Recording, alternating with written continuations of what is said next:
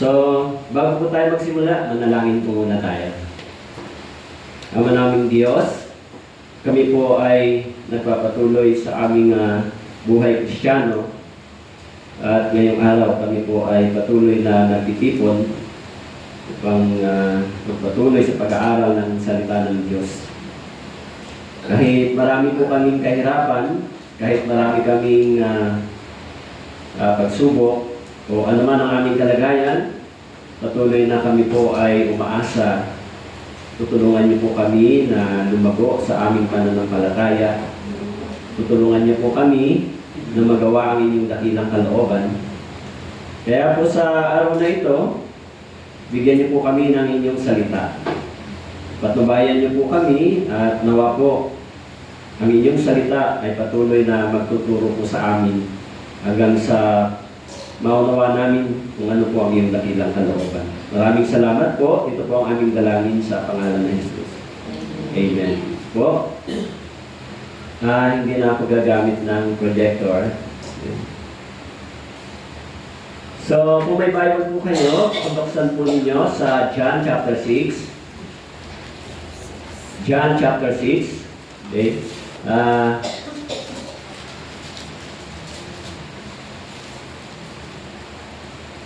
John chapter 6 verse, beginning verse 26. Okay po.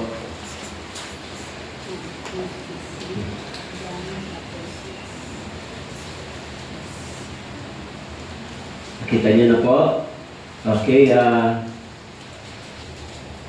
basahin po natin mula verse 25 hanggang verse 27. Okay, kung nandyan na po kayo, sundan po ninyo ako. Verse 25, nang siya'y kanilang makita sa kabilang pangpang ng dagat, kanilang sinabi sa kanya, Rabbi, kailan ka dumating dito?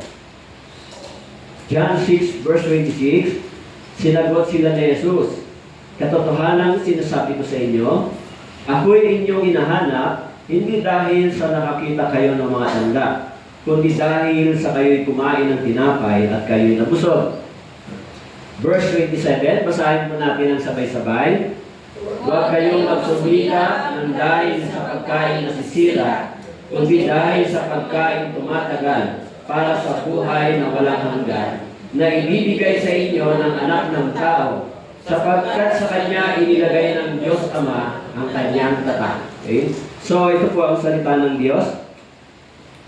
So, pag-aralan po natin dito kung ano pong lesson ang meron dito sa John chapter 6. Okay? Kapag binasa po natin yung chapter 6, meron pong 3 miracles na ginawa po dito ang ating Panginoon. Okay po? Yung unang miracle na ginawa dito ng ating Panginoon ay yung pagpapakain sa 5,000. Okay? Nagpakain siya ng tinapay. Okay, kaya doon sa chapter 6 verse 1, mababasa po natin, no? Kung paano ang Panginoon, nakita niya yung maraming tao, kaya siya ay gumawa ng isang milagro. Mula sa 5 tinapay, 2 isda, pinakain niya yung 5,000. Yung pangalawang miracle na ginawa ng Panginoon natin dito sa verse 16, ang ating Panginoon ay lumakad sa ibabaw ng tubig. Okay po? Sa verse 16, binanggit po na ang ating Panginoon ay lumakad sa ibabaw ng tubig. At yung pangatlo, na ang ating Panginoon ay nagsabi dito sa mula verse 25 hanggang verse 60, ipinakilala niya yung meaning ng salitang mana sa lumang tipan, kung sino ba yung tunay na ibinigay ng Diyos na pagkain. Kasi sinabi niya rito yung salitang siya ang tinapay ng buhay. Okay po? Pero dito sa chapter 6, babasa natin yung lesson na pag-aaralan natin beginning verse 26 hanggang 28. Okay po? Dito po sa verse 26, sinabi po ni Jesus, sinagot sila ni Jesus, katotohanan sinasabi ko sa inyo, ako'y inyong hinahanap, hindi dahil sa nakakita kayo ng mga tanda, kundi dahil sa kayo'y kumain ng tinapay at kayo'y nabusog. Kasi yung miracles na ginawa ng Panginoon, nung siya ay nagpakain ng tinapay, maraming mga tao ang sumusunod sa Kanya, di ba?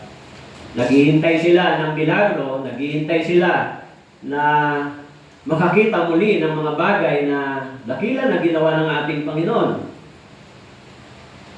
Kaya habang ang Panginoon ay naglalakbay, siya sinusundan ng maraming tao. Kaya doon po sa verse 25, sabi po dito, nang siya'y kanilang makita sa kabilang pampang ng dagat, kanilang sinabi sa kanya, Rabbi, kailan ka dumating dito? Pero ano ang sabi ng Panginoon? Nahanap niyo lang ako kasi kayo ay nakakita ng himala, tapos nakakain kayo ng tinapay kasi nabusog kayo. Tama po? Yun lang yung kanilang hinahanap, kaya sila sumusunod sa ating Panginoon. Okay? Kaya yung ating topic ngayon ay kinuha ko po dito sa verse 27. May dalawang bagay na binanggit si Jesus sa verse 27. Okay? Sabi ni Jesus, huwag kayong magsumikap ng dahil sa pagkain nasisira, kundi dahil sa pagkain tumatagal para sa buhay na walang hanggan, na ibibigay sa inyo ng anak ng tao, sapagkat sa Kanya inilagay ng Diyos Ama ang Kanyang tatak. Okay. So yung topic natin ngayon ay ano ba yung tamang pagsusumikap ng tao? Okay? Actually, si Jesus, nagbigay siya ng aral sa mga disciples.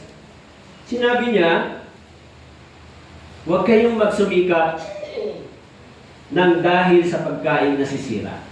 Merong dalawang bagay dito na pinagsisikapan ng mga disciples. Una, sabi niya, pagkain nasisira. Pangalawa, yung para sa buhay na walang hanggan. Okay? Kaya ang ating Panginoon ay nagbigay siya ng aral, nagbigay siya ng isang lesson na sinasabi niya doon sa mga disciples, huwag lamang kayo magsumika para sa pagkain nasisira. Actually, ang kaisipan talaga ng tao ay laging nauuna ito. Tama po? Pagkain. Okay. Kaya yung ating Panginoon, nagbigay siya ng isang aral na huwag lamang ang tao magsumikap. Ano ba ang ibig sabihin dito ni Jesus? Okay. Actually, sinasabi ng Panginoon na hindi ibig sabihin ang mga tao ay huwag magtrabaho, huwag maghanap buhay. Pero, itong talatang ito, itong aral na ito ay sinasabi niya sa mga taong ligtas. Tama po? Sa mga taong mayroon ng buhay na walang hanggan. Kaya sinabi niya, hinahanap niyo lang ako dahil sa Dahil nabusog kayo. Dahil nakakita kayo ng mga himala. Tama po? Alam natin sa ating panahon, maraming ganitong klase ng Kristiyano, di ba? Mahilig sa himala, di ba? Yung mga miracles, mga healing, ano po? Kaya si Jesus, noong unang panahon, nagbigay na rin siya ng isang paalala. Okay? So sabi niya dito po sa verse 31,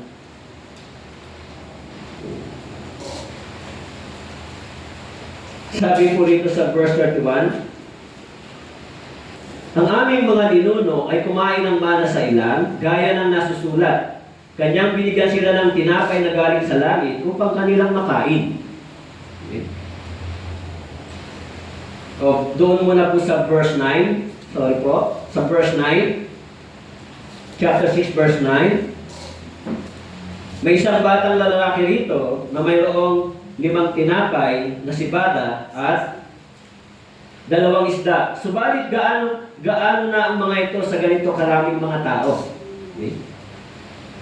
Sinabi ni Jesus, paupuin ninyo ang mga tao, magkamo sa dakong iyon. Kaya umupo ang mga lalaki na may 5,000 ang bilang, kinuha ni Jesus ang mga tinapay, at nang makapagpasalamat ay tinamahagi niya sa mga nakaupo, binigyan din sila ng mga isda hanggang sa gusto nila.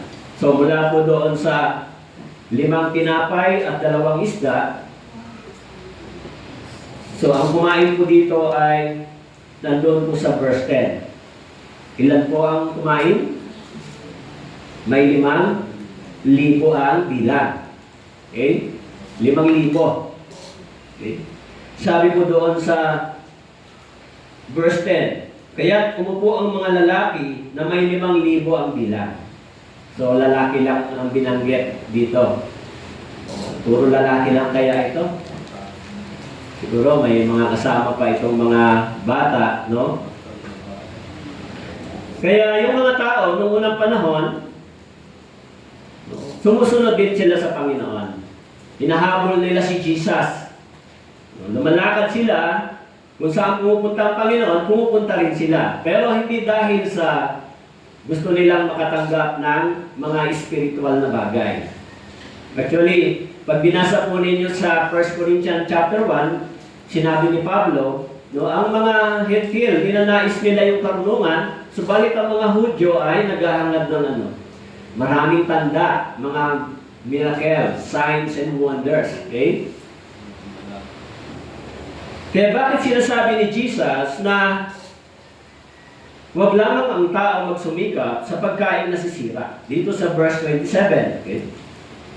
Alam nyo, sa mundong ito, hindi ba, sa mundong ito, maraming tao ang naging matagumpay pagdating sa business, pagdating sa mga technology. Halimbawa, si Steve Jobs, hindi ba? Nagtagumpay siya. So, ang sabi, yung kanyang pera bago siya mamatay ay umabot ng more or less $7 billion. Okay. Pero sinabi doon sa kanyang sinulat, habang siya ay nakahiga sa ospital, sinasabi niya, kung ang tao ay bumili ng isang mamahaling sasakyan, sabi, kung ang presyo ng sasakyan ay $150,000, tapos yung isa ay $5,000, parehas lang yung kanilang destiny na makakarating kung saan sila pupunta. At kung bumili ka ng mamahaling relo, kung ang relo na binili mo ay $5,000 at yung isa naman ay $500, parehas lang yung oras na ibinibigay. Walang pagkakaiba. Ano po? Kahit na mumurahin yung relo, parehas lang yung oras. Walang pagkakaiba. Kaya bakit sinabi ni Jesus na ang tao huwag lamang pumokus, huwag lamang magsumikap para sa pagkain nasisira? Actually, yung salitang pagsusumikap, ito yung pagnanais ng tao. Diba? Yung desire. So maraming mga tao na nagsumikap, naging matagumpay sa mundong ito, pero alam natin, no, at the end, yung kanilang buhay ay naging miserable.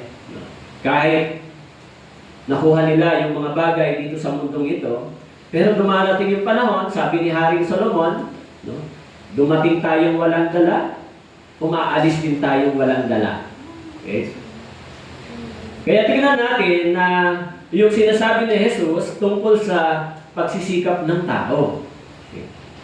Nagbigay siya ng isang paalala na ang tao o ang mga disciples o ang mga taong sumusunod sa Panginoon, hindi lamang sila dapat magsumikap para sa pagkain nasisira.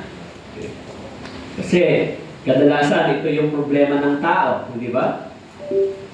Pagkain ng katawan, pagkain sa yung oras natin, tama po? Kaya doon sa Mateo, chapter 16, verse 26, so, binanggit po doon, sabi po, ano ang mapapakinabang ng tao kung makamtan niya ang buong sanlibutan, ngunit mawawala naman ang kanyang buhay? O ano ang ibibigay ng tao na katumbas ng kanyang buhay? Sabi po dito, ano ba ang mapapakinabang ng tao? Okay? Sabi po, kung makamtan niya ang buong sanlibutan, ngunit mawawala naman ang kanyang buhay. Sino ba yung sinasabi dito ni Jesus? Opo. Actually, tayong mga Kristiyano, tayong mga naligtas na, tayo ay mayroon ng tunay at mahalagang kaligtasan na tinanggap. Yung aral na sinasabi ni Jesus, ito po ay para sa atin. Kasi yung mga tao hindi naman ligtas, kahit magsikap sila ng maraming bagay, useless pa rin yun. Tama po? Pero dito, ang kausap ni Jesus, yung mga disciples. So, yung mga sumusunod sa Kanya. Okay? Kaya bakit sinasabi ni Jesus na hindi lamang tayo dapat magsumikap, hindi lamang tayo dapat maglaan ng investment para sa pangangailangan ng ating katawan, kailangan din natin mag-invest sa mga bagay na pangwalang hanggan. Okay? Yun sinasabi niya dito. Kaya dito po sa Matthew chapter 16 verse 26, sabi po dito ni Jesus, ano ba ang mapapakinabang ng tao? Kahit magkamutan man niya ang buong sanlibutan, ano ang kanyang mapapakinabang dito?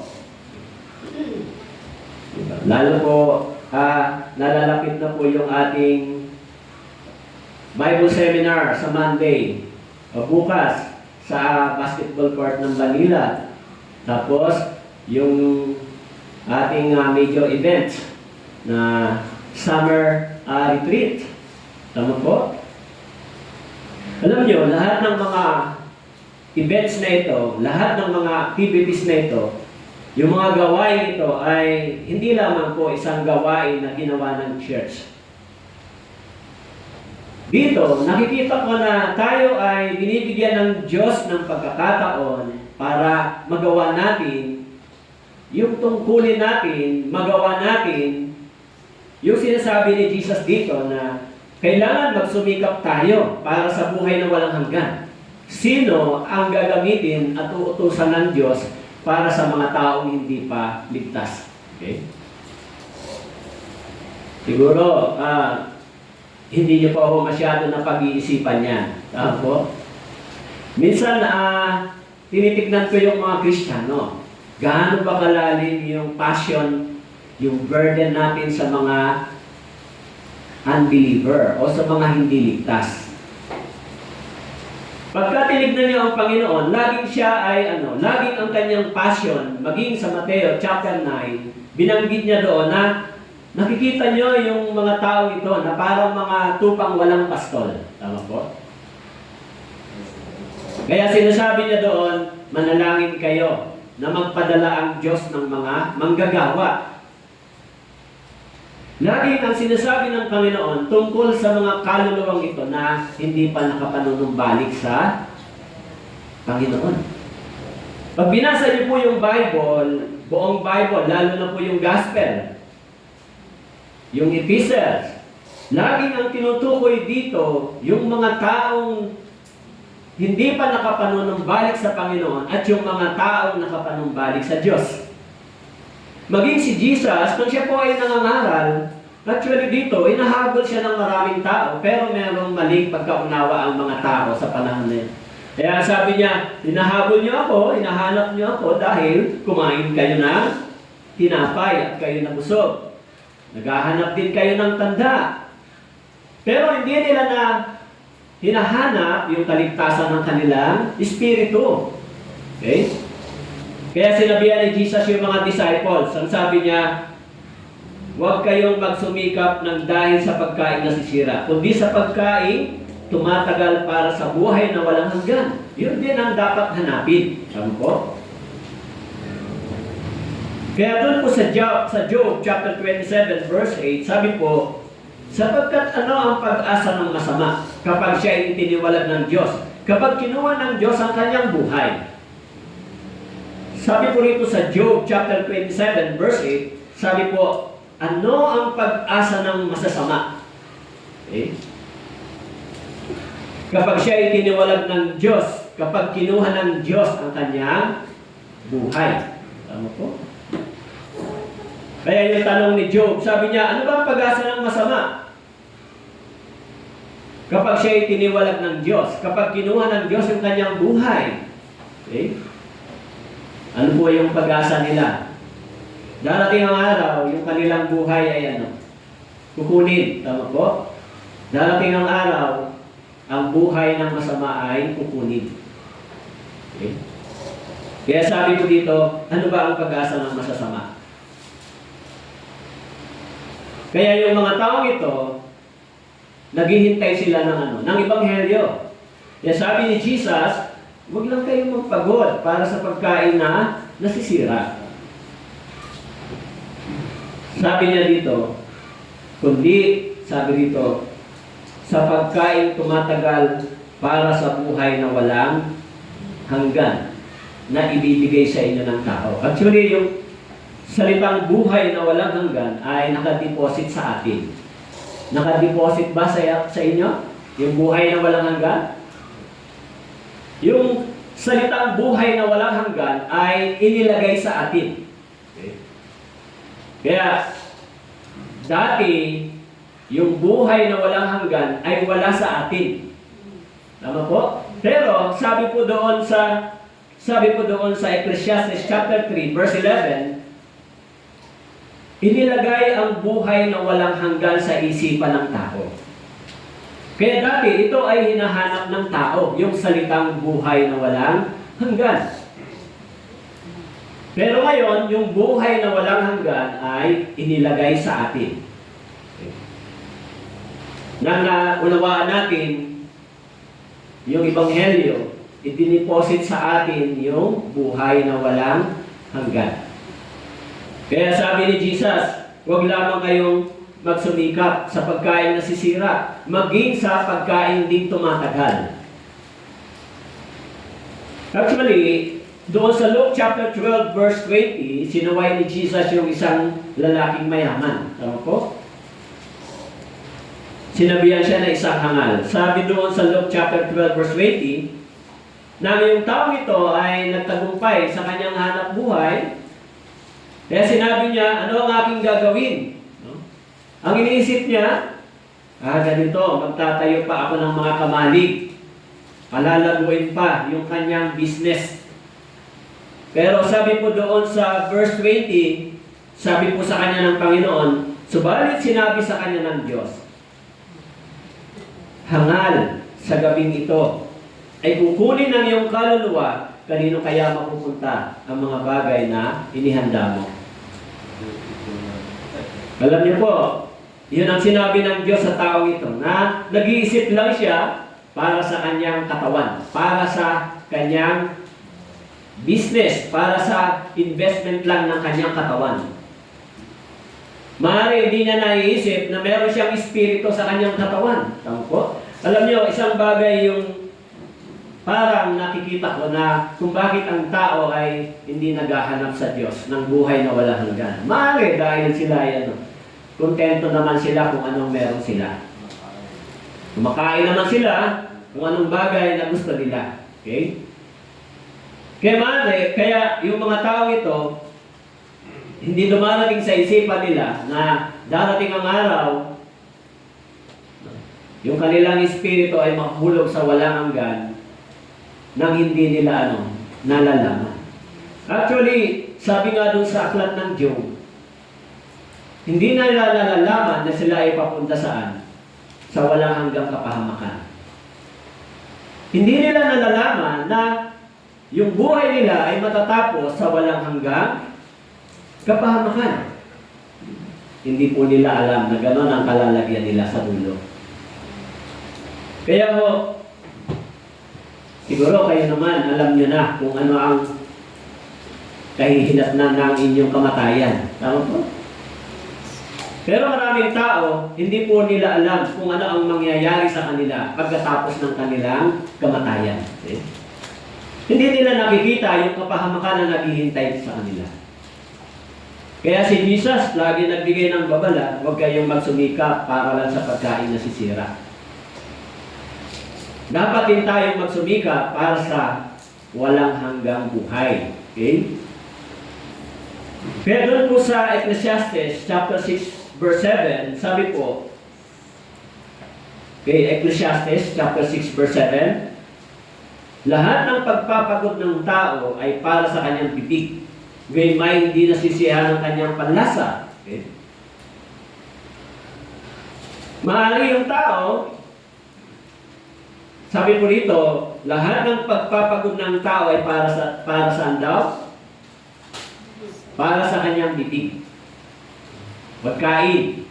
Para sa kanyang pangangailangan ng katawan. Pero, ang sabi po dito, gayon may hindi nasisiyahan ng kanyang panlasa. Okay? Kaya diba, pag kumain tayo ngayon, mamaya kakain na naman tayo. Walang katapusan yung ating pagnanais para sa pagkain. Hindi pwedeng hindi tayo mag-aalmusal, hindi pwedeng hindi tayo magtatanghalian, hindi pwedeng hindi tayo maghahapunan. Ako nga, pag hindi ako nakapaghapunan, nagigising ako ng madaling araw dahil masakit ang tiyan. Minsan, ayaw ko nang kumain sa gabi, pero hindi kaya. Gigising ka sa madaling araw, yung tiyan mo humihingi ng pagkain. Kahit masarap ang tulog mo, pero pag ang tiyan mo ay walang laman, hindi ka kumain ng maayos, gigisingin ka sa gabi. Tama po. Dahil yung katawan natin ay humihingi ng pagkain. Tama po. Pero yung ating katawan, kung minsan wala itong walang kasiyahan. Tama po. Kaya sabi ni Jesus, huwag lamang kayong magtrabaho para sa bagay na ito. Kasi sabi po, lahat ng pagpapagod ng tao ay para sa kanyang bibig, gayon may hindi nasisiyahan ng kanyang panlasa. Maging doon sa Luke chapter 16 verse 25, yung lalaking mayaman, sabi po dito, yung kwento tungkol po kay Lazaro. Subalit sinabi ni Abraham, anak, alalahanin mo na sa iyong buhay, tinanggap mo ang iyong mabubuting bagay. At si Lazaro naman ay ang masasamang bagay. Subalit ngayon, ay inaaliw siya rito at ikaw ay nagdurusa. Kaya yung lalaking mayaman, nang siya po ay nabubuhay, inubos niya yung kanyang lakas para sa paghahanap ng pagkain. Nag-imbak siya ng pagkain, kayamanan. Pero si Lazaro na isang pulubi, umaasa sa Diyos. Kaya ang mayamang ito ay hindi po nakaisip ng kalagayan ng kanyang espiritu. Okay? Actually, maraming istorya dito na ibinigay ang Panginoon tungkol dito, hindi ba? Sa Luke chapter 18, meron doon yung tax collector at yung religious people. Sa Mateo chapter 19, binanggit din yung lalaking mayaman. Sabi niya, Panginoon, paano ako magkakaroon ng buhay na walang hanggan? So, sinabi sa kanya ng Panginoon, ito ang gawin mo. Subalit nalungkot siya. Nang sinabi ng Panginoon, yung kayamanan mo, ibigay mo sa mahihirap. Tapos, sumunod ka sa akin. Pero yung lalaking yun, ang sabi po, siya ay nalungkot. Diba? Nalungkot siya dahil yung kanyang kayamanan ay mas mahalaga kaysa pangangailangan ng kanyang kaluluwa, ng kanyang espiritu. Alam po ninyo, pag yung kaluluwa at yung kayamanan ay inilagay mo sa timbangan, alin ang mas mabigat? Mas mabigat yung kayamanan. Tama po? Yung kaluluwa magaang lang. Pero pagdating sa pagpapahalaga sa paningin ng Diyos, yung kaluluwa ay mas mabigat na nangangailangan kaysa kayamanan. Tama po? Pero sa mundong ito, sa paningin ng tao, mas mahalaga ito, yung mga bagay para sa katawan. Of course, mahalaga po yun, pero mas mahalaga din yung kalagayan ng espiritu. Mamaya papanoorin natin yung promotional video ng summer retreat. Yung ating summer retreat. Okay? So, napanood ko kanina, binibigyan din ng mga talata ng sinasabi ng mga misyonary yung kahalagahan ng kaligtasan ng iyong mahal sa buhay, kaibigan, asawa, kapatid. So, wala naman tayong ibang layunin kung bakit tayo nananatiling buhay ngayon at nag-e-exist. Walang ibang layunin kung bakit hindi pa tayo namamatay after salvation, maliban doon sa layunin na ibinigay ng Diyos. Ano ba yung layunin na ibinigay ng Diyos sa atin? Maging witness, tama po? Actually, yung purpose kung bakit pa tayo nabubuhay ay hindi para sa ating sarili. Alam niyo ba kung bakit tayo nabubuhay? Hindi ho para tayo mag-exist pa rito sa mundong ito. Nabubuhay tayo para sa ibang tao na hindi paligtas. Iyon po yung dahilan kung bakit hindi tayo umuwi sa langit. Kasi, sino ba ang gagamitin ng Diyos para sa mga hindi ligtas? Kung lahat ng mga taong ligtas, pagkaligtas, akyat sa langit, wala nang magdadala ng ebanghelyo. Kaya yung mga tao na naligtas, iniiwan ng Panginoon upang ipagpatuloy yung gawain para sa walang hanggang gawain. Kaya sabi ng Panginoon, huwag lamang kayong magsumikap para sa pagkain nasisira. Actually, dito sa Awit, chapter 49, verse 10 hanggang 12, binanggit po yung talata. Ang sabi po, makikita niya na maging mga pantas ay mamamatay. Ang mangmang at ang hangal ay parehong dapat mamatay. At ang kanilang kayamanan sa iba ay iiwan.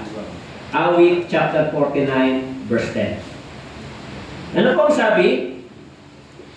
Ang mangmang at ang hangal ay parehong dapat mamatay, at ang kanilang kayamanan sa iba ay iiwan. Okay.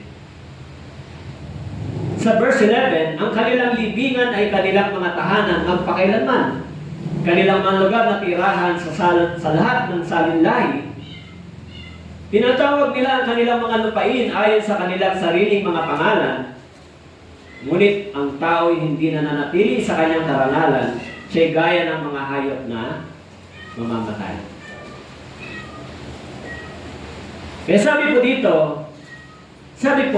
ang hangal at ang matalino ay pareho Ang mangmang at ang hangal ay pareho, maging yung pantas ay pareho, mamamatay. Pero sabi po rito, ang kanilang kayamanan sa iba ay iiwan.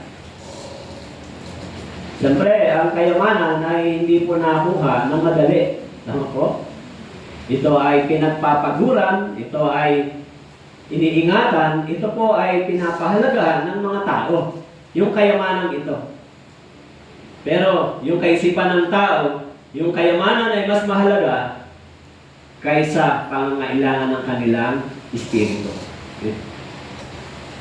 Kaya sabi po rito, sa verse 11, ang kanilang mga lupain, tinatawag nila ang kanilang mga lupain ayon sa kanilang sariling mga pangalan.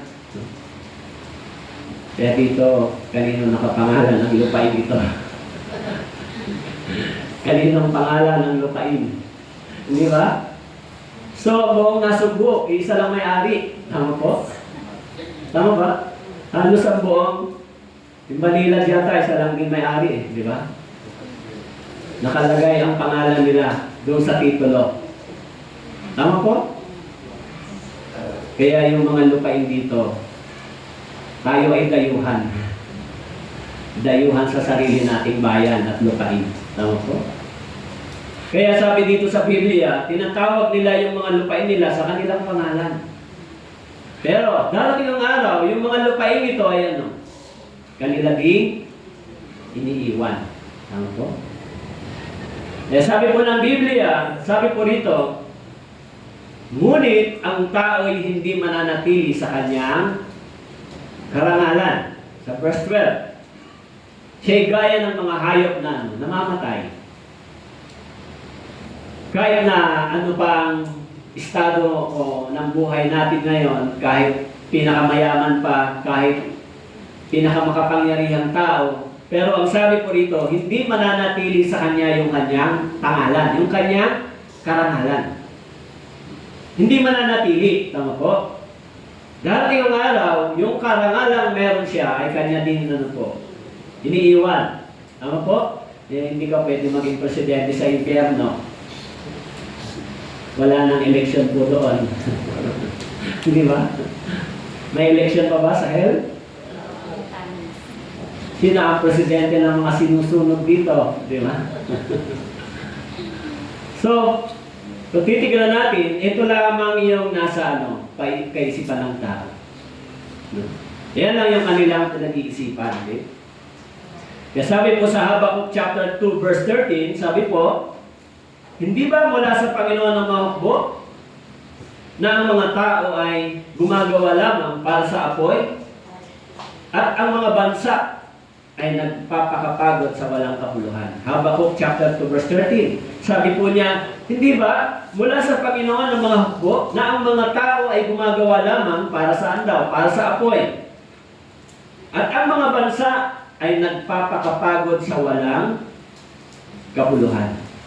Yung mga pinag-aawayan ng mga bansa ay mga minerals, mga kayamanan, di ba, ng isang bansa. Kaya nga, ang isang bansa, sinasakop sila para yung kayamanan nila ay makuha. Ano po? Kaya sabi ng Panginoon, hindi ba mula sa Panginoon ng mga hukbo na ang mga tao ay gumagawa lamang para sa apoy? Para sa apoy. At ang mga bansa ay nagpapakapagod para daw saan? Sa walang kabuluhan. Ito lang yung dulo ng kanilang pakikipaglaban. Tama po? Kaya kung tayo po ay nagpapagod, kung tayo ay gumagawa, nagpapagod para lang sa ating katawan, para lang masiyahan ang ating katawan, ang payo ng ating Panginoong Hesus, ang sabi niya, huwag ka lang magpagod para sa pangangailangan ng iyong katawan. Huwag kang masatisfy sa pangangailangan lang ng iyong katawan. Dahil yung mga taong ligtas, meron na tayong dalawang pagkatao. Tama po? Kung tayo ay naligtas na, meron na rin tayong pagnanais para sa mga bagay na pangwalang hanggan. Okay? Nandito na yan sa ating puso. Actually, inilagay sa ating puso ang buhay na walang hanggan. Tama po? Kaya sabi ng Biblia, yung mga tao, sabi po, nagpapagod lang sila para sa walang kabuluhan. Hindi naman ibig sabihin dito ng Panginoon ay huwag tayong magtrabaho. Hindi po yan ang ibig sabihin. Yung ating lakas, yung ating mga bagay na meron tayo, huwag lang nating gamitin para masatisfy yung ating katawan. Dapat nating i-invest din ito para pangalan ng Diyos ay maluwalhati. Yan ang ibig sabihin po ng Panginoon. Kung nagpapagal ka lang, kung ang desire mo lang para lang sa iyong sariling katawan at kasiyahan, nagbigay ng aral ang ating Panginoon. Sabi niya, huwag lang kayong magsumikap para sa pagkain nasisira. Actually, ang Panginoong Isus ang may aral nito sa atin, sa mga disciples. Okay? Kaya sa Mateo chapter 6 verse 19, sinabi po niya, huwag kayong magtipon ng mga kayamanan para sa inyong sarili sa lupa, na dito ay naninira ang bukbok at ang kalawang, at ang mga magnanakaw ay nakakapasok at nakakapagnakaw. Sabi po, huwag kayong magtipon ng mga kayamanan para sa inyong sarili sa lupa. Magtipon. Siyempre, para magtipon ka, kailangan mo Kailangan mo magpagal. Tama po?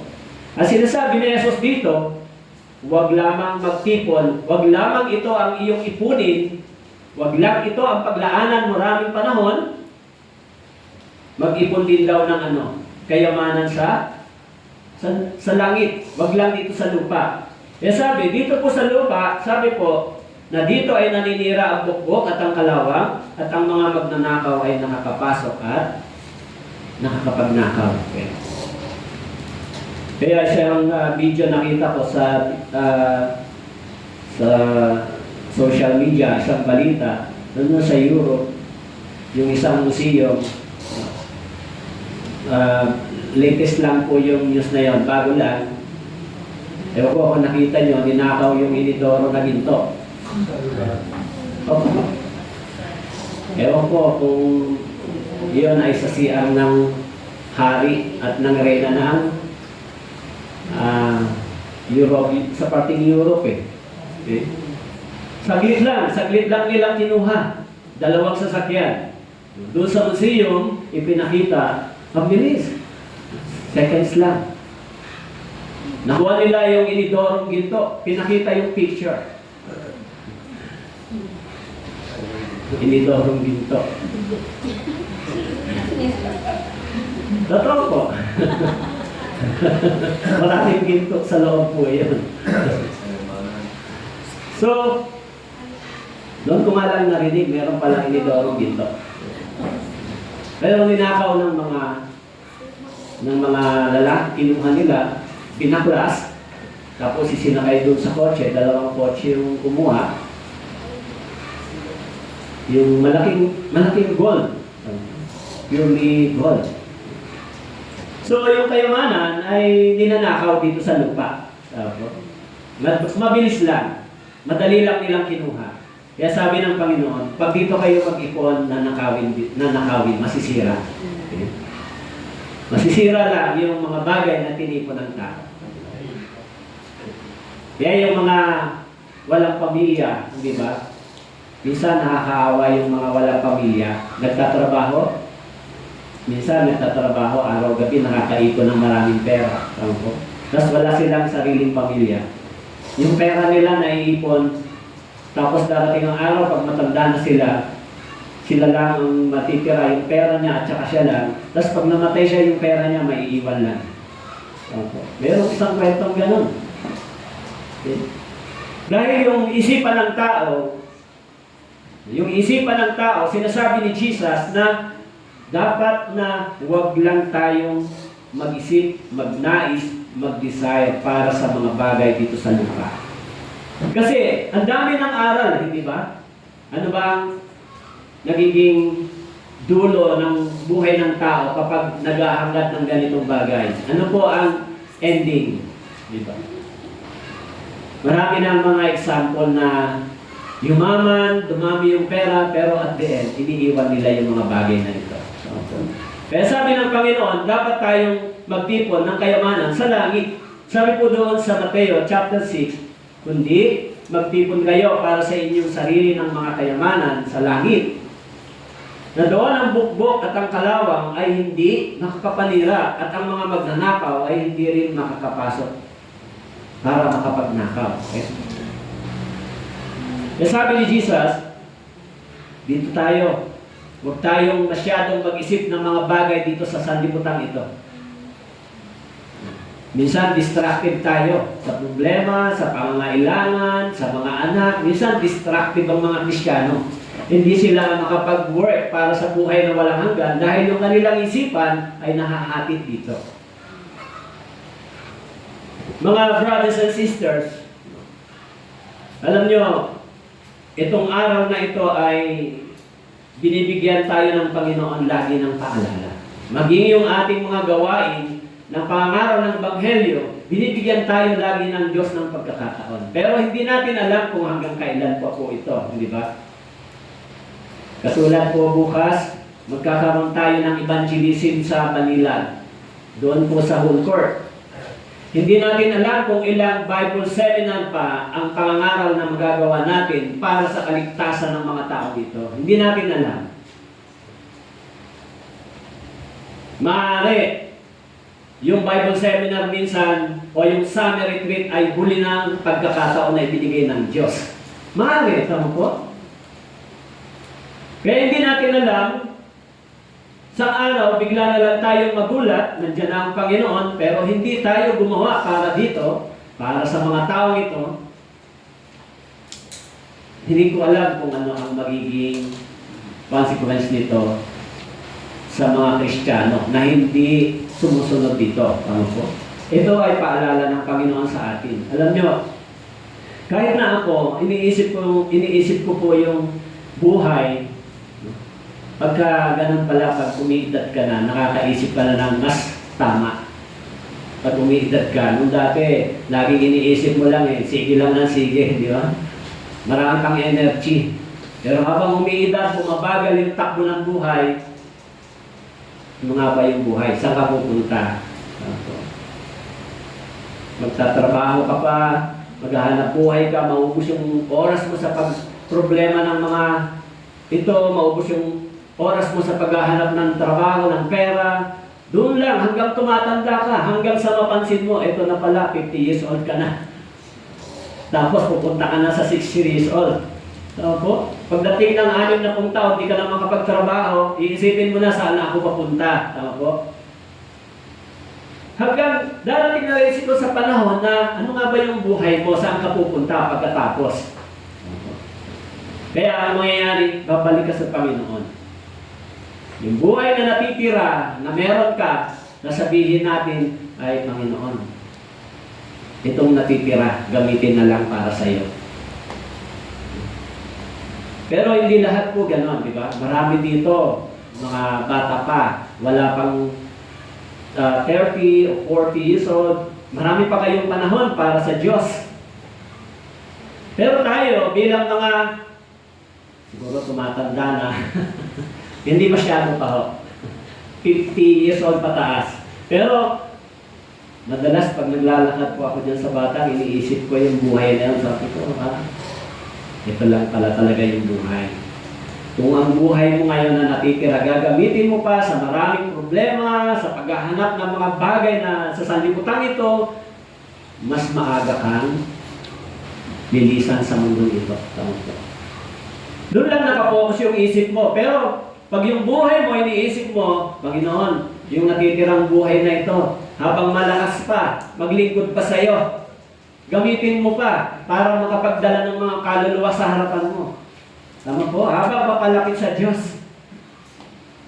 Kaya sabi ni Jesus, huwag lang kayong magpakahirap sa mga bagay para sa sanlibutan ito. Actually, doon sa Luke chapter 10 verse 40, ang Panginoon ang pumunta sa bahay ni Martha. Sabi po doon, sa Luke chapter 10 verse 40, ngunit si Martha ay naabala sa maraming paglilingkod. Siya'y lumapit sa kanya, sinabi, Panginoon, wala bang anuman sa iyo na pinabayaan ako ng aking kapatid na maglingkod na mag-isa? Sabihin mo nga sa kanya na tulungan ako. In Luke chapter 10 verse 41, subalit ang Panginoon at sinabi sa kanya, Martha, Martha, nag-aalala ka at nababagabag tungkol sa maraming bagay. Sa Luke chapter 10 verse 41, sabi ni Jesus sa kanya, Martha, Martha, nag-aalala ka at nababagabag tungkol sa maraming bagay. Sa verse 42, sabi po sa kanya, subalit isang bagay ang kailangan. Pinili ni Maria ang mabuting bahagi na hindi kukunin sa kanya. Okay? Alam natin yung kwentong ito nang ang Panginoon ay bumisita sa bahay ni Martha at ni Maria. Si Martha ay abalang-abala para sa paghahanda ng mga pagkain. Pero si Maria umupo sa harapan ng ating Panginoon at siya ay nakinig na mabuti. Pero sabi po rito, si Martha, sabi niya sa Panginoon, busy-busy siya, Panginoon, tulungan mo nga ako, sabihan mo nga itong kapatid ko na tulungan ako. Busy-busy siya para saan? Sa pagkain. Para sa pangangailangan ng kanyang katawan. Pero sabi ng Panginoon sa kanya, Martha, Martha, nag-aalala ka at nababagabag tungkol sa maraming bagay. Siguro maraming Martha ngayon sa mundo ito. Ano po? Abala-abala, nag-aalala, nababagabag sa maraming bagay. Habang papunta tayo sa langit, ito ba yung kalagayan nyo? Sana hindi ho.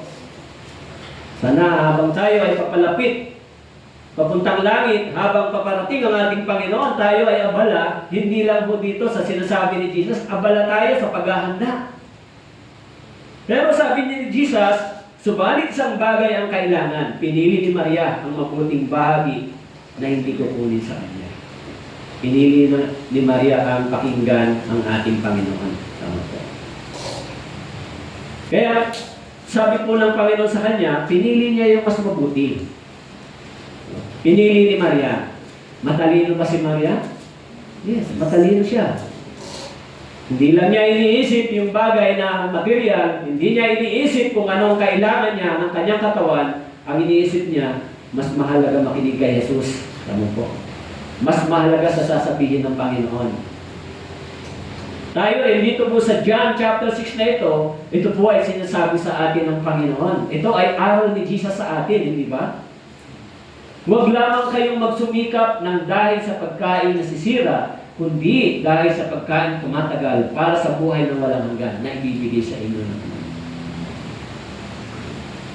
Yan ang sinabi ni Jesus sa kanila. Okay? Kaya doon po sa Jeremiah chapter 15 verse 16, sabi po, Jeremiah chapter 15 verse 16, ang iyong mga salita ay natagpuan at aking kinain, at saganang akin ang iyong mga salita ay katuwaan at kagalakan ng aking puso. Sapagkat ako'y tinatawag sa iyong pangalan, O Panginoon, Diyos ng mga hukbo. Sabi po dito, ang iyong mga salita ay aking kinain, saganang akin ang iyong salita ay katuwaan at kagalakan ng aking puso. Kailan po masaya ang puso ng isang Kristiyano? Kailan po nagiging masaya ang ating puso? Ang ating puso ay nagiging masaya kapag gumagawa tayo at sumusunod sa kalooban ng Diyos. Ano po? Siyempre, halimbawa po, yung mga brothers and sisters na faithful sila sa pagbibigay sa church. Sa pagbibigay ba nila, masaya ba yung puso nila? Kaya, sumusunod sila sa sinasabi ng Biblia, habang sinusunod nila ito, ang kagalakan sa kanilang puso ay dumarating. So, habang sumusunod tayo sa kalooban ng Diyos, yung kagalakan ng salita at katuwaan sa ating puso ay dumarating. Doon tayo nagiging masaya. Kaya sabi ni Jeremiah, ang iyong mga salita ay natagpuan at ang iyong salita ay katuwaan at kagalakan. Tama po. Kaya kapag sumusunod tayo sa mga utos at aral ng ating Panginoon, ang buhay Kristiyano po ay magiging masaya. Kahit marami pong pagsubok at kahirapan, magiging masaya. Okay? Kaya sabi po ni Job, doon po sa Job chapter 23, verse 12, ako'y hindi umihiwalay sa utos ng kanyang mga labi, pinagyaman ko ang mga salita ng kanyang bibig sa aking dibdib. Sabi po ni Job, yung mga utos na ito ay pinagyaman ni Job sa kanyang bibig at sa kanyang dibdib. Yan yung salita ng Diyos. Kung siya nagiging masaya, nagkakaroon ng kagalakan, habang ang salita ng Diyos ay gumagawa sa ating mga puso. Maging doon sa Philippians chapter 2 verse 13, sabi po, sapagkat ang Diyos ang gumagawa sa inyo, maging sa pagnanais sa paggawa para sa kanyang mabuting kalooban.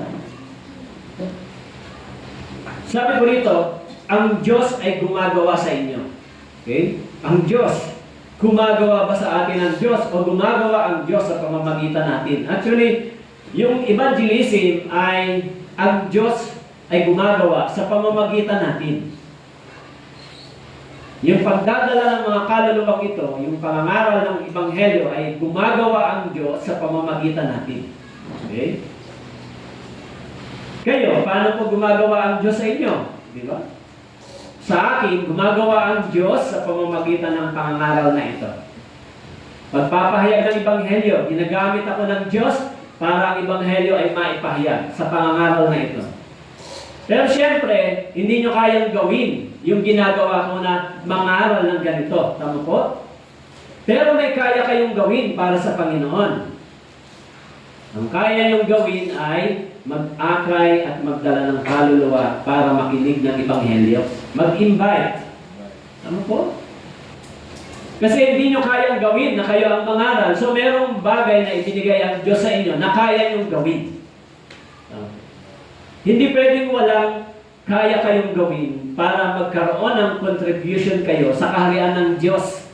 Hindi pwedeng wala. Sabi ng nangaral, sinasabi doon, lahat tayo iniligtas, katulad ng sinabi kanina ni Pastor Park, Iniligtas tayo dahil may layunin ng Diyos. May purpose. At yung purpose na yon, hindi para lang sa pangangailangan ng ating katawan. Kaya sabi po sa Philippians chapter 2 verse 13, sabi po, sapagkat Diyos ang gumagawa sa inyo, maging sa pagnanais at sa paggawa para sa kanyang mabuting kalooban. Diyos. Gumagawa sa atin ng Diyos, sa iglesia, sa church. Okay? Kaya ho, dapat natin makita paano ba kumikilos ang Diyos sa akin. Nung isang araw, nandito po ako.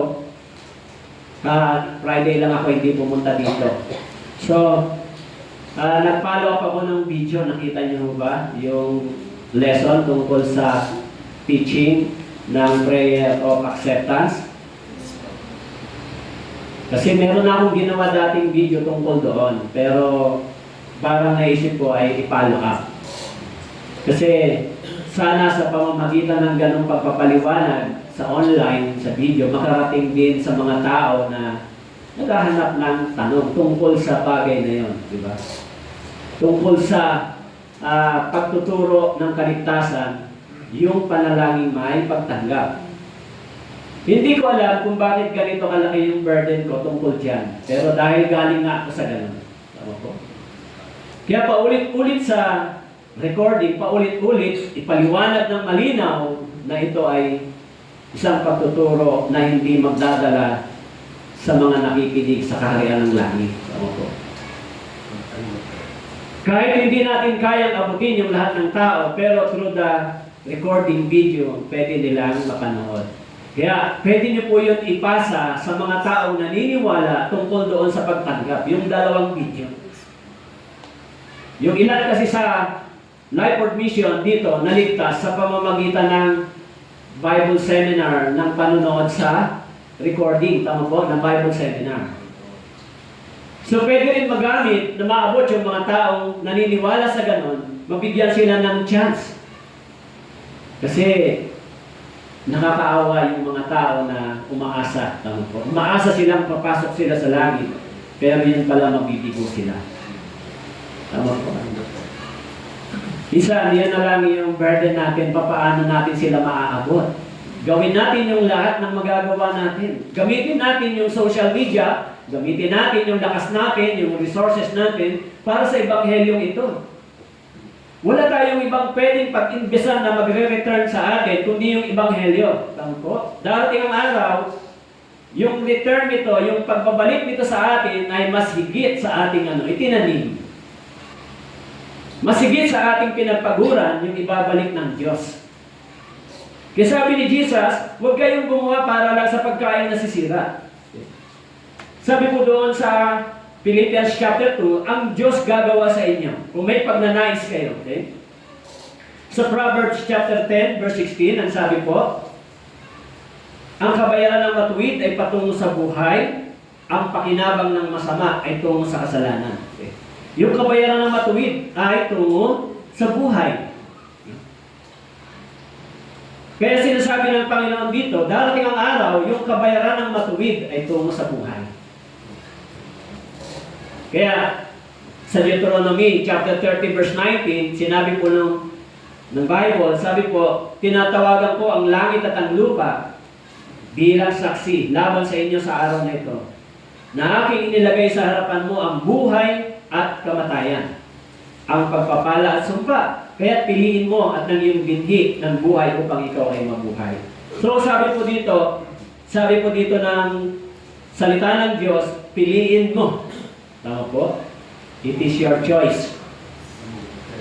Tama po? Piliin mo. Saan ka maglalaan ng maraming panahon? Saan ka magpapagal? Diba? Kahit marami tayong iniisip na alalahanin sa mundong ito, pero dapat natin huwag makalimutan na ang Diyos ay mayroong ini-expect sa atin. Kahit na marami tayong problema, alalahanin, hindi po yan pwedeng maging dahilan para hindi kayo gagawa sa kalooban at gawain ng Diyos. Kasi ini-expect ng Diyos yung return ng in-invest sa atin. Tama po? Nag-invest ba ang Diyos sa atin?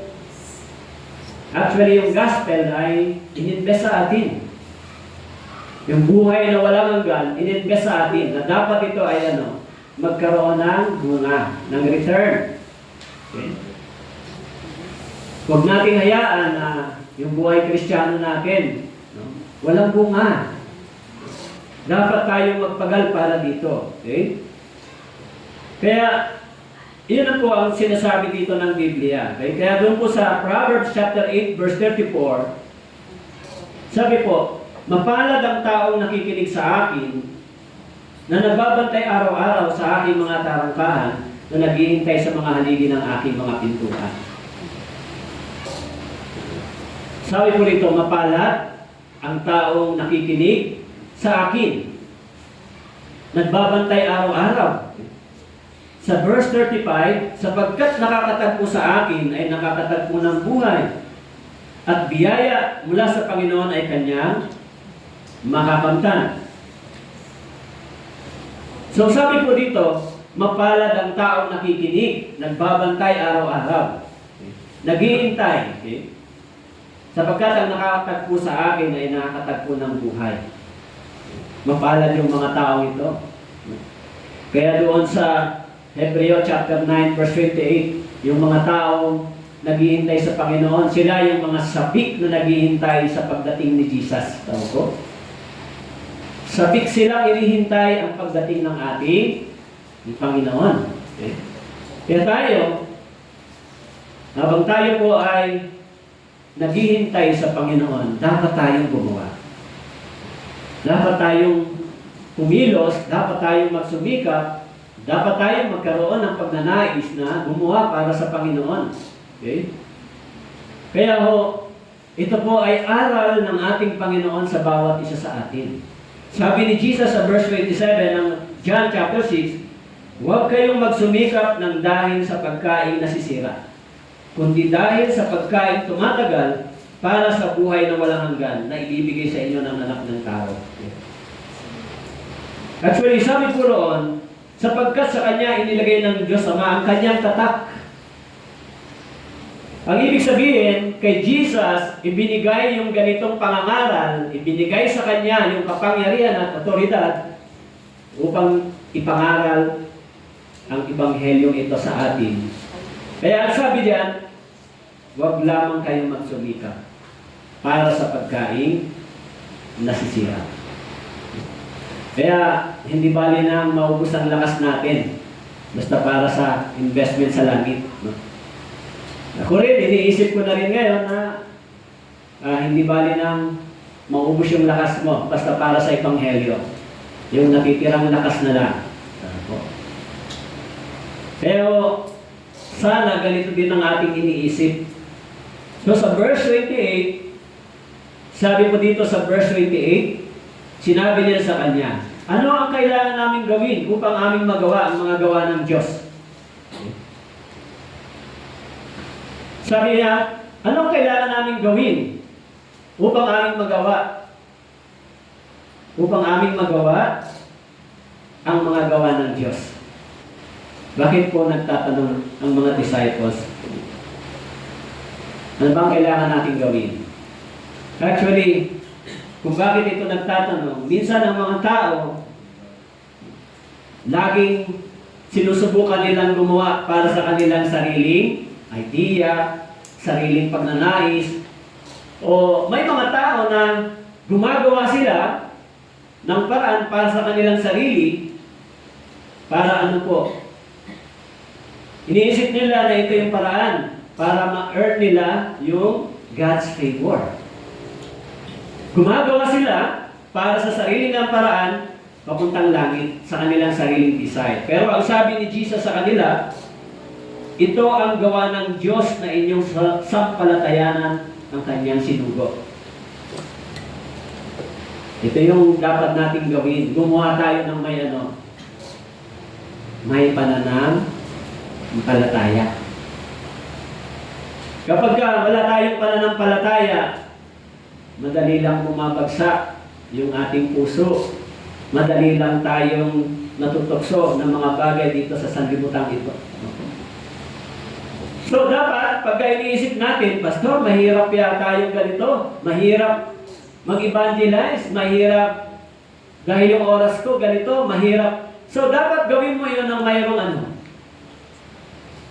Mayroong pananampalataya. Ano po? Kasi, actually minsan, napakahirap sa pastor yung ganong bagay.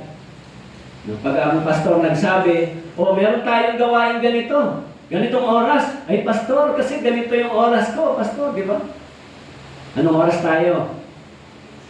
So, napakahirap gawin yung isang bagay ng walang pananampalataya, walang pagnanais at pagsasakripisyo para sa Diyos.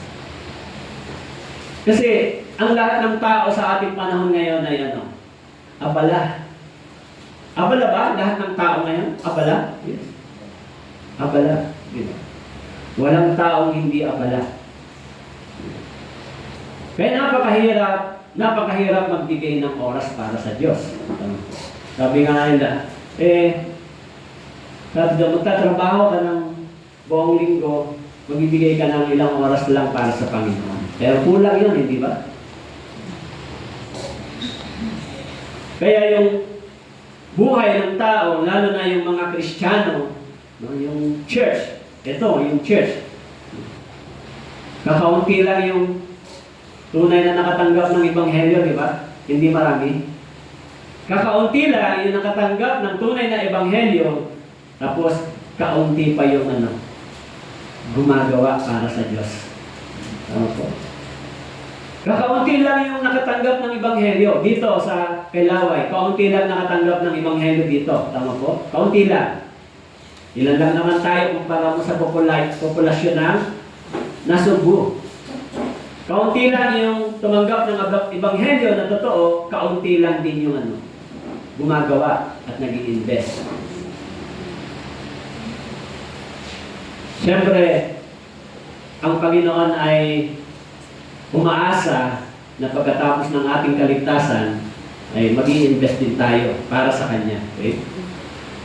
Kaya yung taong mayaman, ng Luke chapter 12 verse 16, nang siya ay nag-isip, yung lupain niyang mayaman ay namunga ng sagana, sabi niya, nagtanong siya sa kanyang sarili, hindi sa Diyos. Sa Luke chapter 12 verse 17, iniisip niya sa sarili, anong gagawin ko? Wala akong mapaglagyan ng aking ani.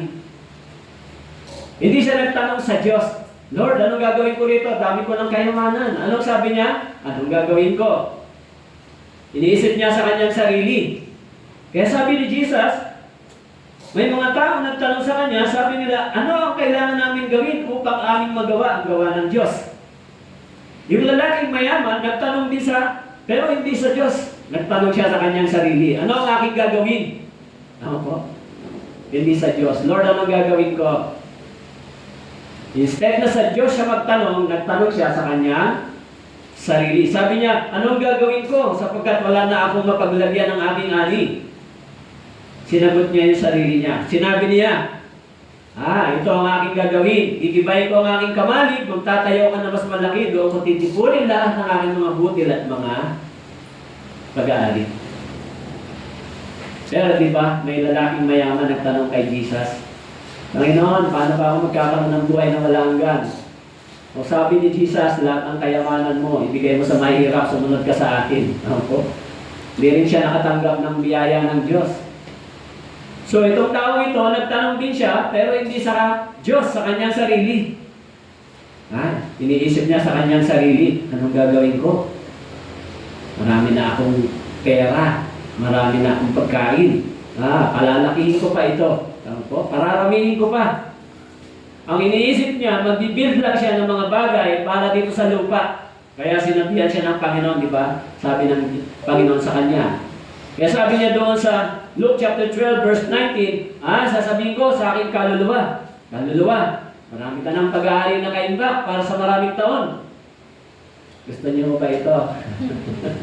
Magpahinga ka, kumain ka, magsaya ka. Masarap na yung pagkain ko, okay na.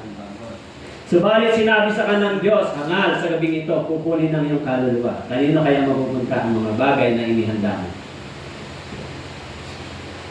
Yung lalaking ito, nag-fail pag-isipan, pagplanuhan, kung ano ang kalagayan ng kanyang espiritu. Tama po? Kung saan pupunta yung kanyang kaluluwa. Ang kanyang pinagpaplanuhan at iniisip lang kung paano siya yayaman pa, dadami ang pera. Kaya hindi siya nagtanong sa Diyos, Panginoon, ano bang gagawin ko? Ano bang mahalaga sa buhay ko? Nung inisip niya na ang mahalaga sa buhay niya, magpayaman pa siya, hindi ang Diyos ang nagsabi sa kanya. No? Tama po? Kaya yung katawan ng tao, walang ano po, walang contentment, walang kasiyahan. Kaya mapapansin po ninyo, pagka kayo po ay nagnanais sumunod sa kalooban ng Diyos at lumakad sa kagustuhan ng Diyos, i-expect nyo na po yung maraming mga temptation. Mas malalaki ang temptation. Mas, kumbaga, goal yung temptation para iwan mo ang Panginoon. Goal. Expect nyo na po yun. Pag kayo ay nagsasakripisyo sa Panginoon, gumagawa para sa Diyos, expect nyo na po na ang Diablo laging mayroong pinapadalang temptation. Kahit sa aking experience, simula po nung nagpastol ako, pag nagsabi ka sa Diyos, Panginoon, yung natitirang buhay, gamitin mo na lang sa iyo. Pag nag-promise, pag nagsabi ka ng commitment, ilang araw lang, andyan na yung temptation. Sige na, subukin nga natin kung totoo yung sinasabi mo. Expect nyo na po yan. Pag may sinabi tayo sa Panginoon, pag kayo ay nagnanais para sa Diyos, yung temptation walang tigil. Alam nyo, ang pinaka mahirap na nakita ko sa mga worker, sa mga manggagawa, kapag yung ebanghelyo, kapag yung salita ng Diyos ay mahina sa kanila, kapag yung salita ng Diyos ay wala talagang tunay sa kanila, darating yung araw, yung pagnanais na yun sa Diyos ay magagapi ng kasalanan. Matatalo ng kasalanan. Kapag yung ebanghelyo mahina. At ang mahirap doon kung walang tunay na Espiritu ng Diyos. Hindi na manunumbalik sa Diyos. Hindi na magsisisi. Hindi na hihingi ng tawad. Hindi na babalik sa Panginoon. Pag wala yung tunay na Espiritu ng Diyos. Pero pag nandun yung tunay na Espiritu ng Diyos, manunumbalik pa rin sa Diyos. Katulad ni Haring David nung tinalakay natin, di ba, nung Sunday. Marirealize niya yung kanyang pagkakamali, marirealize niya yung kanyang nagawang pagkakamali dahil sa conviction ng banal na Espiritu. Pero pag wala yung totoong banal na Espiritu sa isang tao, ibig sabihin hindi siya tunay na ligtas, hindi niya napapansin yung kanyang lakad ay malayo na sa Diyos. At pag dumating yung malalaking temptation, madali lang bumabagsak ang pananampalataya. Ang kaibahan lang, hindi niya kaya magsimba sa ibang church dahil may mga ribulto. Tama ko? Hindi na. Alam ko masama yung ribulto eh. Pero yung kanyang pananampalataya, hindi na napapansin, malayo na sa Diyos. Alam niyo, minsan lagi kong naisip yung sinasabi ni Pastor Yohandy. Sabi niya, minsan inaakala natin na humble pa tayo, pero sa paningin ng ibang tao, hindi na. Ako. Sabi ko, minsan pag nag-iisip ako, ano ba ang katayuan ko sa harapan mo? O Panginoon, baka ganun na nga ako sa iyong harapan. Tama ko. Baka akala ko, humble pa ako, yung pala, hindi na sa harapan ng iba. Tama ko. Kaya mahirap turuan yung mga tao, may mga kaalaman at marunong, hindi ba? Kaya, ang pinakamahirap turuan na tao, yung taong nag-iisip na ligtas pero mali yung pananampalataya. Ang unang-unang tinatamaan sa kanila yung kanilang ego, yung pride. Kasi iniisip nila, bakit mo sasabihin ganon? Matagal na akong Kristiyano. Actually, nung ako po ay naligtas, ganon ang unang pumasok sa isip ko, nakakahiya ito. 13 years ka na nasa church, nagpapastor, tapos di ka pa na-save, dito ka palang naligtas. Ano, nakakahiya doon sa harapan ng Diyos. Actually, sa harapan ng Diyos, yun ay karangalan at papasalamat sa Diyos. Dahil bakit po? Akala mo, ligtas ka, yung pala hindi. Nung marap ka sa ebanghelyong ito, mali pala yung paniniwala mo. Kaya, pag dumating yung ganong kaisipan sa isang tao, na maraming alam, lalo na sa Biblia, yung pinaka-crucial, aaminin mo ba yan sa harapan ng Diyos o hindi? Hindi ba nilang sabihin ng ibang tao, ay nakakaya naman siya, tagal na siyang ganito, tapos ngayon lang pala siya naligtas. Okay lang na sabihin nila yon, wag lang yung pagharap sa harapan ng Diyos sabihin sa iyo, ikinaila mo ako, ngayon ikakaila ka rin ng Diyos. Kaya, yung ating buhay, dapat magamit ng Diyos nung tayo ay naligtas. Katulad ng tao ito, iniisip niya lang yung sarili niya, anong gagawin ko? Hindi niya tinanong ang Diyos, Panginoon, anong gagawin ko? So siguro, ang tanong lang ng mga tao, anong gagawin ko para makakain, kumita ng pera? Siguro, yun lang ang tanong. Pero yung tanong, anong gagawin ko, Panginoon, para magawa yung kalooban mo? Anong gagawin ko para masunod ko yung sinasabi mo? Dapat meron din tayong tanong na gano'n. Okay? Kasi yung tao ito, ang tanong lang niya para sa kanyang sariling pakinabang. Kaya sabi ng Panginoon sa kanya sa Luke chapter 12 verse 21, gayon nga ang nagtitipon ng kayamanan para sa kanyang sarili, subalit hindi mayaman sa Diyos. Ibig sabihin, sa paningin ng Diyos, siya ay isang aba. Mayaman sa kanyang paningin, sa kanyang sarili, sa paningin ng Diyos, siya ay isang aba, isang pulubi sa espiritong kalagayan. Kaya, yung sagot niya sa kanyang sarili, sinabihan siya ng Diyos, hangal sa gabing ito, kukunin ang iyong kaluluwa. Kanino kaya mapupunta ang mga bagay na inihanda mo? Pagkatapos ng maraming bagay na pinagsikapan. Kaya, yung tao ito nung nagtanong, ang sagot ni Jesus sa kanya, sabi sa verse 28, ano ang kailangan namin gawin upang aming magawa ang mga gawa ng Diyos?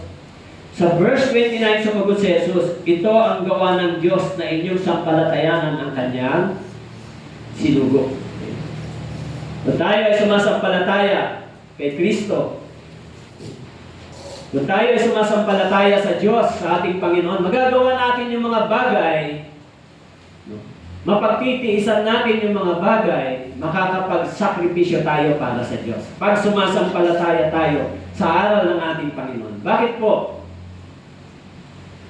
Actually, maging si Pedro, kung mababasa po natin sa Mateo chapter 16, binanggit doon, mapalad ka, Pedro, ito ay hindi ipinahayag sa iyo ng laman at dugo, ipinahayag ito sa iyo ng aking Ama na nasa langit. Ang ibig sabihin dito, yung mga tao na nakakaunawa ng ebanghelyong ito, naunawaan nila kung anong ibig sabihin ni Jesus Christ. Kaya sinabi doon sa parable, mapalad kayo sapagkat ang kaharian ng Diyos ay ipinahayag na sa inyo, naunawaan ninyo. Ibig sabihin, yung araw ng Panginoon dito, naunawaan natin, naintindihan natin ano ba ang gusto ng Panginoon. Ano ba ang gusto ng Diyos pagkatapos kong maligtas? Ano ba ang dapat kong gagawin? Dapat ito naiintindihan natin. Kasi sabi ng salita ng Diyos doon sa parable, yung iba, hindi nila natanggap at naunawaan ito. Para sa iba. Pero sa atin, naunawaan natin kung ano ang kahulugan ng sinasabi ng Panginoon tungkol sa paghahari, tungkol sa ebanghelyong ito, tungkol sa pagpasok sa kaharian ng langit, tungkol sa mga bagay na sinabi ng Panginoon para sa ating buhay spiritual. Naunawaan natin ito. Naiintindihan natin na ang sinasabi ng Biblia, dapat tayo magsumikap, magsakripisyo, gumawa para sa Diyos, para tayo makapasok, makatanggap ng reward. Sabihin, naunawaan natin ito. So, kung ito ay naunawaan po natin, hindi ba dapat tayong kumilos at gumawa? Kung ito po ay hindi natin naiintindihan at nauunawaan, maaari hindi po kayo magsasakripisyo. Maaari hindi kayo gagawa ng paraan para magawa yung sinasabi ni Jesus, gumawa para sa buhay na walang hanggan. Kaya sabi ni Jesus, yung mga taong nakaunawa ng Ebanghelyong ito, saan sila pumasok? Lumalakad. Lumalakad po sila sa pagdurusa, pagsasakripisyo at kahirapan. Tama po? Yan po yung mga taong nakatanggap ng Ebanghelyo. Kung naunawaan natin yung sinasabi ng Panginoon. Pero yung mga taong hindi nakakaunawa nito, iba ang ginagawa, sabi po rito. Sabi po doon sa Philippians chapter 2, pinanggit ni Pablo, iba ang pinagsisikapan. Sabi po, sapagkat pinagsisikapan na lang lahat ang para sa kanilang sariling kapakanan. Okay? Hindi ng mga bagay ni Jesucristo. Kaya mga tao hindi nakaunawa sa mga aral ng ating Panginoon tungkol sa pagsasakripisyo at pangangaral ng Ebanghelyong ito, sabi po, pinagsisikapan nila ang lahat para sa kanilang sariling kapakanan lang. Gumagawa lang sila para sa laman. Hindi ang mga bagay para kay Yesu Kristo.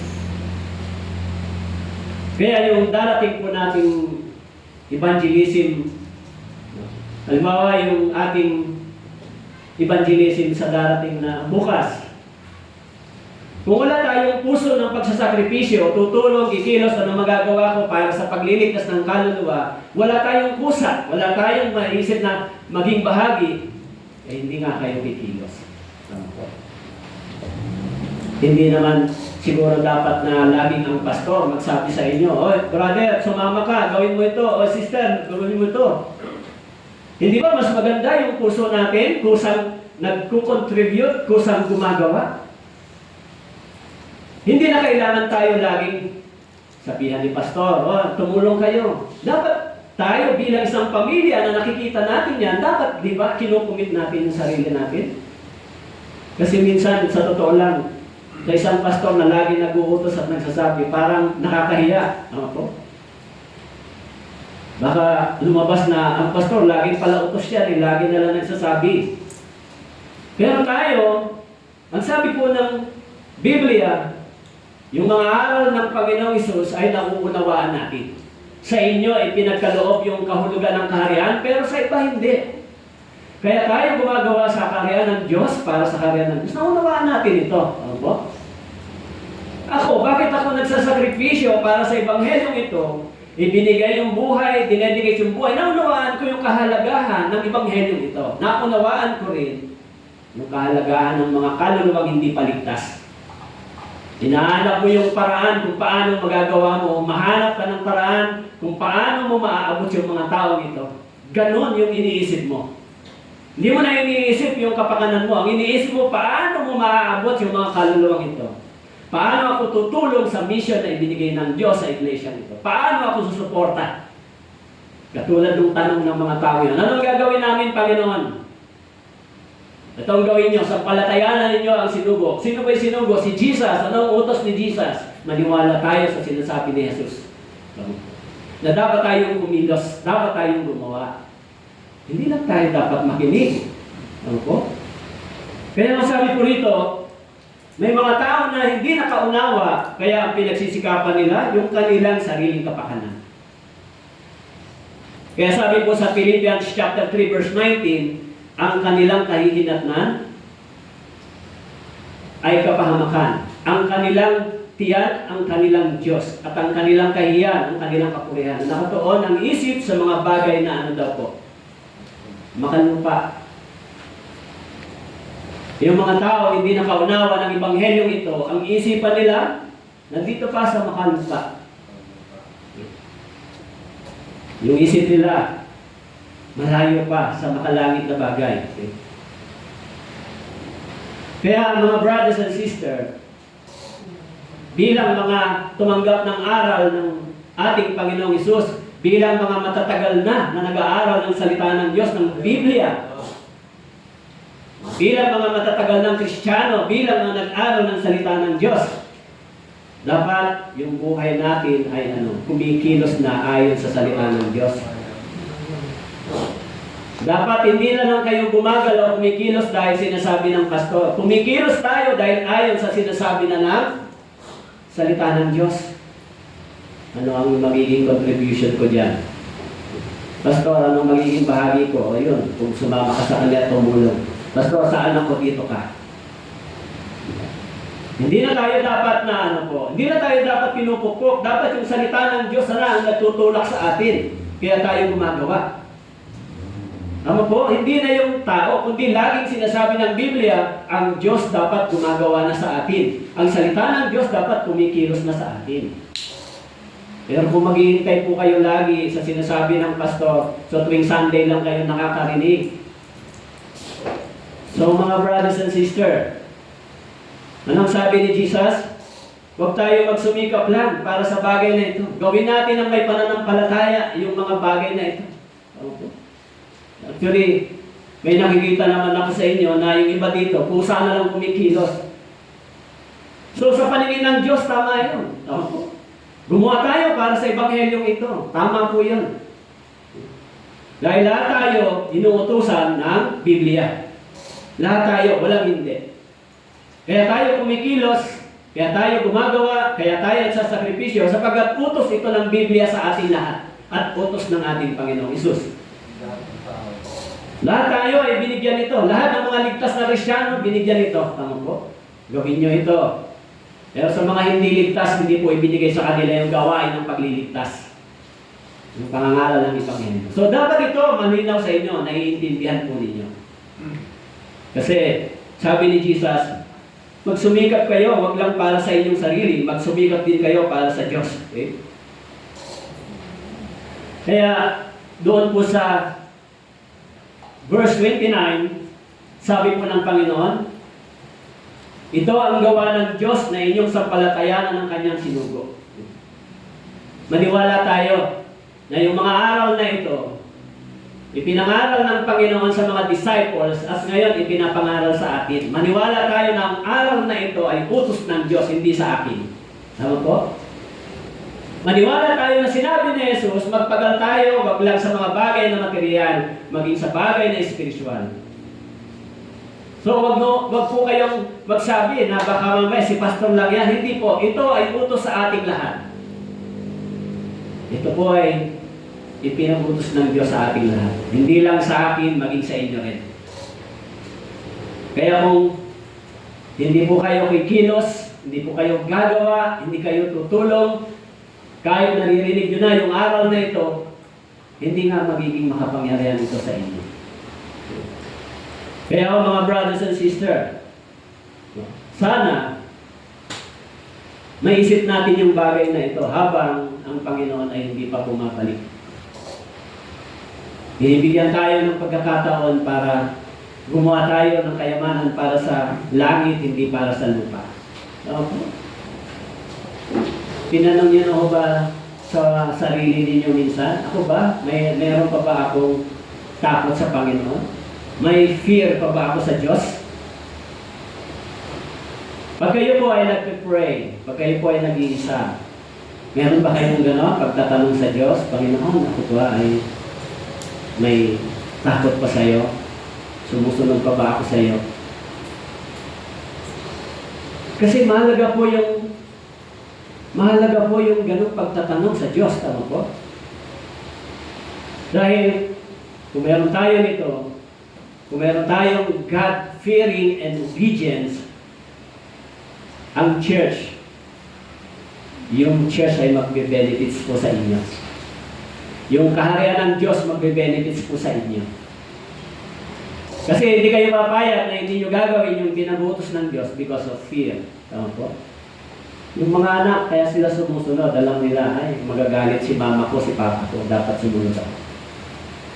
Tayo rin, meron tayong dapat na ganitong puso at pag-iisip sa Diyos. Okay? Kaya, hindi ako lagi ang magsabi sa inyo.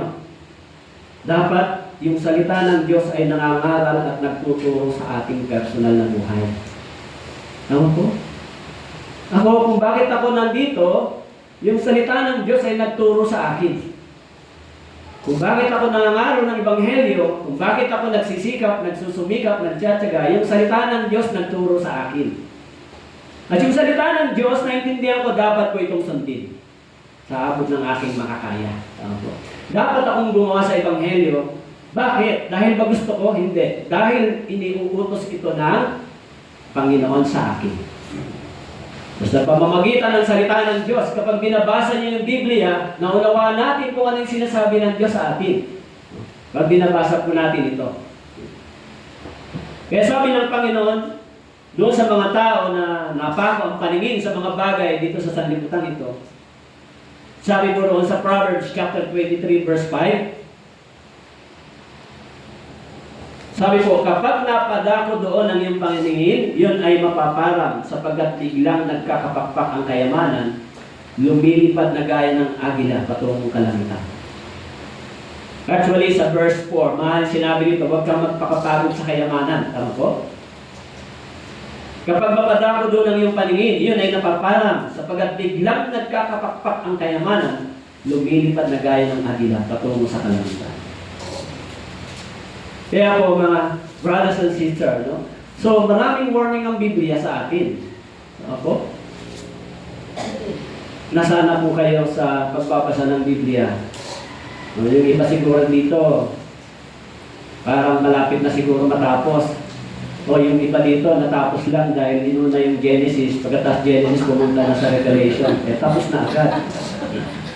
Bilis, no? Ang galing. Di ba? Baka kaya ho kayo tapos na agad magbasa. So, kami yung practice namin yon. So ako natapos ko na yung General Epistles at saka Revelation. So, patapos na ako sa Matthew. Tatapusin ko na naman yung 4 Gospel. Pag natapos yung 4 Gospel, babalik na naman sa Genesis. Pero nasa Genesis chapter 25 na ako, hinihinto ko lang. So, sinimulan ko muna yung New Testament. So, gaano katagal, karaming beses na nating nabasa yung Biblia? Okay.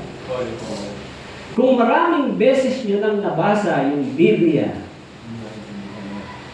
tinuruan ba kayo ng Biblia? Ano po? Kung tinuruan po kayo ng Biblia, dapat ngayon nagagamit kayo ng Diyos. Tama po? Kung nagbabasa po kayo ng Bible, pag nagbasa po kayo ng Bible, unawain po ninyo kung ano yung binabasa nyo. Hindi baling mabagal. Kasi minsan yung iba mabilis magbasa, di ba? Tuloy-tuloy. Hindi nyo nakukuha yung thought. Pag nagbasa po kayo ng Bible, tignan ninyo yung tinatawag na perikope, yung part lang ng topic. Ano ba yung tinatalakay ni Jesus mula doon sa chapter na ito hanggang dito? Mula verse dito hanggang dito. Unawain nyo kung ano yung aral na meron doon. Huwag lang po yung basa tuloy-tuloy. Pag nagbasa kayo, halimbawa, itong binabasa ko, chapter 6, halimbawa po, dito sa pinakain ni Jesus ang 5,000, mula verse 1, yun yung title, hanggang verse 15. So, mula doon verse 1 hanggang 15, doon ninyong aralin ano ba yung sinasabi dito bago kayo pupunta sa next topic. Kasi yung Bible ay according sa topic, according sa ginawa ni Jesus. So, tinuruan na ba kayo ng Biblia? Natuto ba kayo? Habang nagbabasa kayo, natututunan niyo ba ito at itinuturo sa inyo? Eh kung aasa lang po kayo ng Sunday, kulang po ito. Pag Sunday lang po kayo makikinig, hindi po kayo mag-feed. Kasi pag Sunday, more on Christian living. Ano po? Application. So pag nagbabasa kayo ng Bible, ito ay naunawaan ninyo, more on nakikilala ninyo kung sino ang Panginoon. Okay? Yun po yung resulta ng Bible reading. Okay? Kaya dapat, pinapractice po ninyo hanggang ang Biblia ay nagtuturo sa inyo ng salitang, ito pala ang dapat kong ginagawa. Ito pala ang sinasabi ng Panginoon sa akin, ito dapat kong ginagawa. Dapat pala nagsasakripisyo ako para sa Panginoon. Dapat pala tumutulong ako sa iglesia na itinayo ng Panginoon. Dapat pala nagkakaloob ako sa church na tinuturo ng Panginoon. Dapat pala tumutulong ako sa gawain ng Panginoon na itinatag. Yun po yung itinuturo sa atin. Tama po?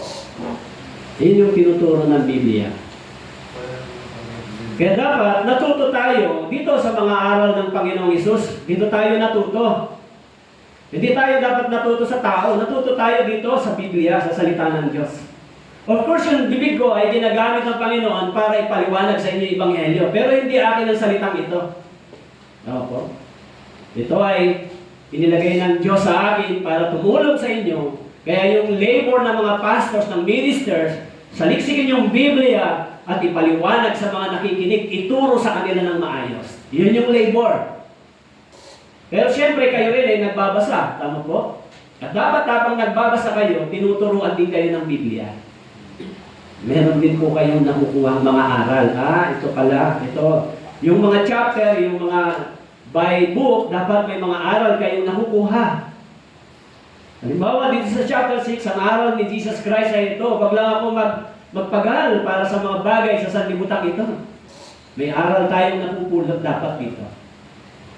So, dahil darating yung araw, lahat ng ito ay hahanapin ng Diyos sa atin. Di ba? Mabuti sana kung hindi tayo totoong mga ligtas. Yung mga hindi totoong ligtas, wala po silang conviction. Pero yung mga ligtas, may conviction po sila. Okay. Kaya yung mga tao ito, sabi po dito may lalaking mayaman na nagtanong sa Panginoon, paano ba makapasok sa buhay na walang hanggan? Sa